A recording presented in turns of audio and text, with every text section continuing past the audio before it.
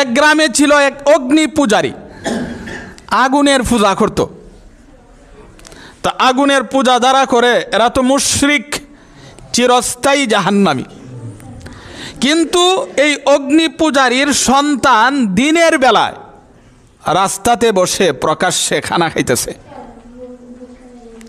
বাবা বলল, হে ছেলে, এই এলাকাটা হলো মুসলমানের এলাকা, তারা রমজানে রোজা রাখে, তুমি যে প্রকাশ্যে খানা খাইতেছ, মুসলমানের কষ্ট হবে, তুমি এই কাজ করবা না।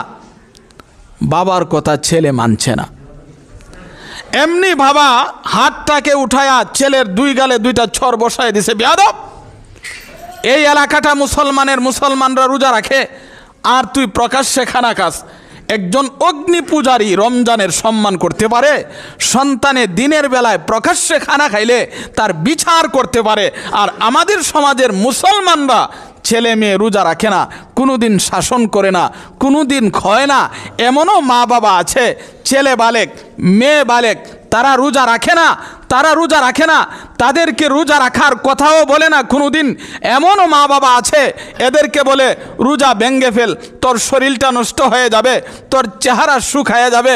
মাহতারম হাজিরিন, ছেলে মেয়ের উপর যে দরদ দেখাইতেছেন, সেই ছেলে সেই মেয়ে ওই একদিন আপনার বিরুদ্ধে বিচার দায়ের করবে, আল্লাহ আমার আব্বা আম্মার কারণে আমি রোজা রাখতে পারি নাই।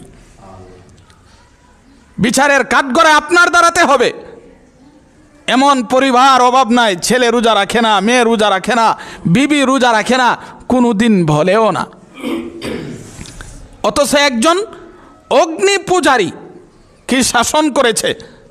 কিছুদিন পর এই অগ্নি পূজারী মারা গেছে। এই মহল্লাতে একজন আল্লাহর ওলি ছিল। আল্লাহর ওলি ঘুমে স্বপ্নে দেখে এই অগ্নি পূজারী জান্নাতে ঘোরাফেরা করতেছে। স্বপ্নে বলতেছেন, হে ভাই, আমি তো জানি আপনি একজন অগ্নি পূজারী, জান্নাতে যাওয়ার তো কথা না, আপনি জান্নাতে কেমনে গেলেন?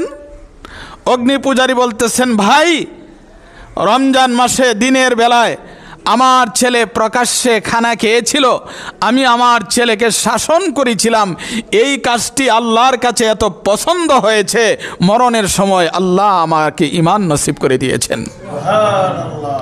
একটা অগ্নি পূজারী রমজানের সম্মান করে জান্নাতে যেতে পারে। মুসলমানের বাচ্চা মুসলমান হয়া রোজা পেয়েও জান্নাতে যেতে পারি না, জান্নাতে যেতে পারবো না, এর চাইতে দুর্ভাগ্য আর কি হতে পারে?